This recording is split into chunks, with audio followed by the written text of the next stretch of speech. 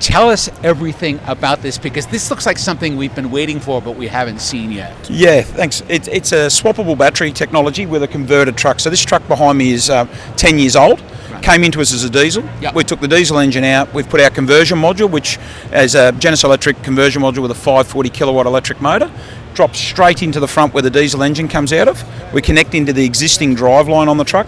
And so then the powertrain's exactly the same. Exactly the same powertrain. Still has a gearbox. Yep. It's clutchless. It's a 2-pedal operation truck. Right. So obviously no clutch. Yeah.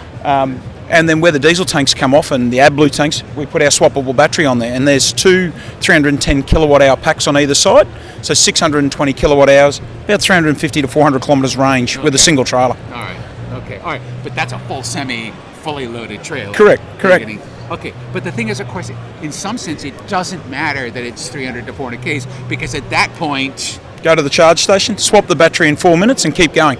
It's the fastest charger in the world. How do you swap 620 kilowatt hours or charge in 4 minutes? So what typically happens is... is... hit by lightning. Exactly, right. Yeah. So what typically happens is the trucks will take somewhere between 12 to 24 hours to deplete a battery. Yeah.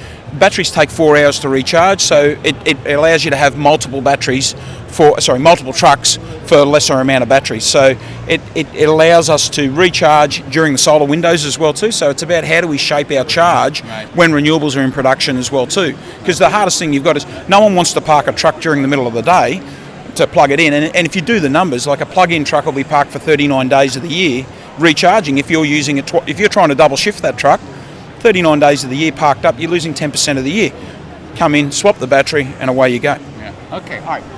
Is there infrastructure? So if I'm driving down the Hume Highway or whatever, is there a place where if I've got one of these I can pull off and do my swap? So there's 9 at the moment in Australia. Okay. We haven't got them on the major highways yet because we've got some big developments coming in our battery technology that is going to extend our ranges. So at the moment we're looking at a doubling in range with our new battery packs that are coming. About 800 Ks. Correct. So do you get all the way to Melbourne on 800? You'll get very close to Melbourne. Okay.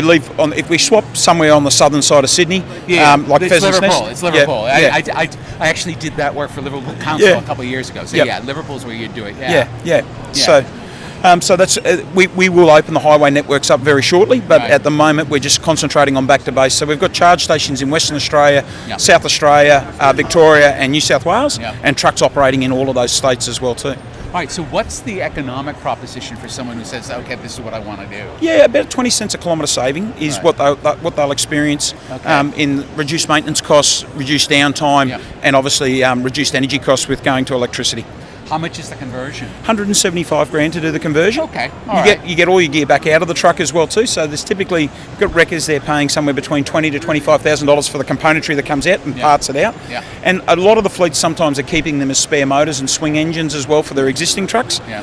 And some of them are just getting rid of it because they're not going to make the transition back to diesel. They're transitioning their older fleet to electric, and it hits a number of factors from it's economically sustainable, and it helps them meet their environmental targets as well too much sooner.